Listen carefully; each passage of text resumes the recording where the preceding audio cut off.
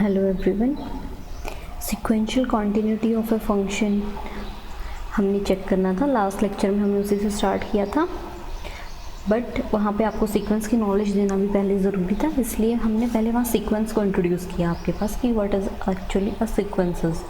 सो अभी हमें ये थ्योरम प्रूव करनी है कि a function F defined on an interval I is continuous at a point. किसी ए पॉइंट के ऊपर कोई फंक्शन एफ कंटिन्यूस होगा अगर क्या कंडीशन, अगर एक कोई कन्वर्जेंट सीक्वेंस आप ले रहे हो जो ए को कन्वर्ज करती है, तो आपकी एफ ऑफ एक्सन सीक्वेंस, ठीक है, उस फंक्शन एक्सन से के ऊपर फंक्शन आपने जब अप्लाई किया तो वो कन्वर्ज कर रही हो एफ ऑफ ए को। अगर ऐसा आपके पास हो रहा है तो फंक्शन कंटिन्यूस कहलाता है, और अगर कोई फंक्शन कंटिन्यूस होता है तो वो ये कंडीशन उसकी कन्वर्स ये सेटिस्फाई करता है।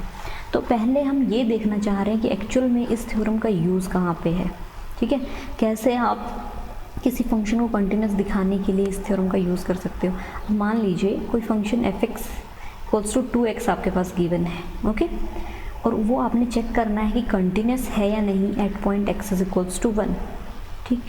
तो उसके लिए आपको क्या करना पड़ेगा अकॉर्डिंग टू दिस थ्योरम। अब कंटिन्यूस तो से चेक कर रहे हैं हम, ठीक है, तो आपको क्या करना पड़ेगा, एक कन्वर्जेंट सीक्वेंस लेनी होगी उसी पॉइंट को जो कन्वर्ज करती हो। अब पॉइंट है 1, तो 1 को कन्वर्ज करने वाली कोई सीक्वेंस आपने लेनी है, वो ले ली मैंने 1 + 1/n। अब ये देखिए 1/n सीक्वेंस हमने देखा था, वो 0 को जब कन्वर्ज कर रही थी, इसी तरह 1 + 1/n, 1/n हमें पता है 0 को कन्वर्ज करती है और उसकी हर टर्म में 1 ऐड है, तो इसका मतलब ये सीक्वेंस की टर्म्स कहाँ जा रही होंगी 1। आप इसे अपनी रियल लाइन में ड्रॉ करके, इस सीक्वेंस की हर टर्म को रियल लाइन पे ड्रॉ करके देखिए कि क्या ये रियल में 1 को जा रही है, ओके। इसी तरह ही एक और सीक्वेंस है, ये क्या ये 3 को जा रही है। इस सीक्वेंस की हर एक टर्म को लिखिए, फिर रियल लाइन में प्लॉट कीजिए और आप देखिए कि क्या ये रियल में 3 को जा रही है, ओके, ये आपने देखना है। तो ये xn कोई सीक्वेंस ले ली अब हमने, इसकी फर्स्ट टर्म में n को जब 1 रखा, 1 + 1 2 आया, सेकेंड में 1 + 1/2, इस सीक्वेंस की सेकेंड टर्म में जब आपने n को 2 रखा तो ये बनी 1 + 1/2, थर्ड टर्म 1 + 1/3, लाइकवाइज इस सीक्वेंस की टर्म बन गई। अब f ऑफ xn का क्या मतलब होता है, मतलब जहाँ पे f ऑफ xn लिखने के लिए क्या करना है, जहाँ x है वहाँ xn लिख दीजिए, तो क्या बन गया 2xn। अब n जब 1 होगा तो फर्स्ट टर्म बन गई इस सीक्वेंस की, ये सीक्वेंस बन गई ना f of xn। Second term में f2 रख दिया आपने, 2x2, थर्ड टर्म 2x3, यहाँ पे n वेरी कर दिया नेचुरल नंबर्स के साथ, तो 2 से मल्टीप्लाई करना है x1 को, x1 है कितना, ये 4 आ गया, x2 ये है, उसको भी 2 से मल्टीप्लाई। इसी तरह आपके पास f ऑफ xn सीक्वेंस आ गई, ये उस सीक्वेंस की टर्म्स बन गई हैं।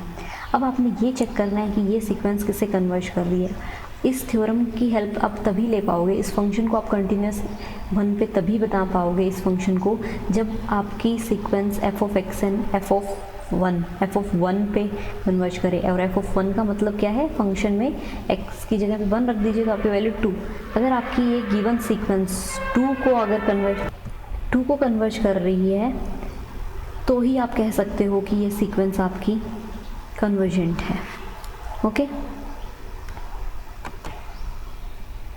अब एक तरीका जिससे आप फंक्शन की को कन्वर्जेंट चेक कर सकते हो कि वो सीक्वेंस आपकी किस तरह से कन्वर्जेंट होगी, n टेंड्स टू इन्फिनिटी पे आप चेक कर लीजिए वैल्यू उस सीक्वेंस की, तो आप बता पाओगे इजीली कि वो सीक्वेंस कहाँ कन्वर्ज करती है। और ऐसा क्यों कर सकते हैं, बिकॉज जब n बहुत बड़ा हो जाएगा तो उस सीक्वेंस की कैसा बिहेवियर रहेगा वो हम इजीली कैलकुलेट बता पाएंगे, तो इसलिए हम लिमिट लेते हैं वहाँ पे, ओके।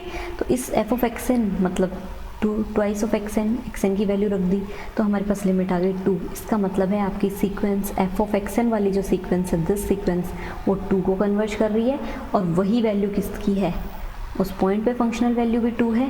इसका मतलब आपकी सीक्वेंस xn 1 को कन्वर्ज कर रही थी, f of xn f of 1 को कन्वर्ज कर रही है, मतलब f ऑफ 1 की वैल्यू 2 आई, ठीक है। इसका मतलब आपका फंक्शन f कंटिन्यूस है at that given point, okay. तो इस तरह से हम इस थ्योरम की हेल्प से हम बता सकते हैं कि कोई फंक्शन कंटिन्यूस है किसी पॉइंट पे या नहीं है, ओके।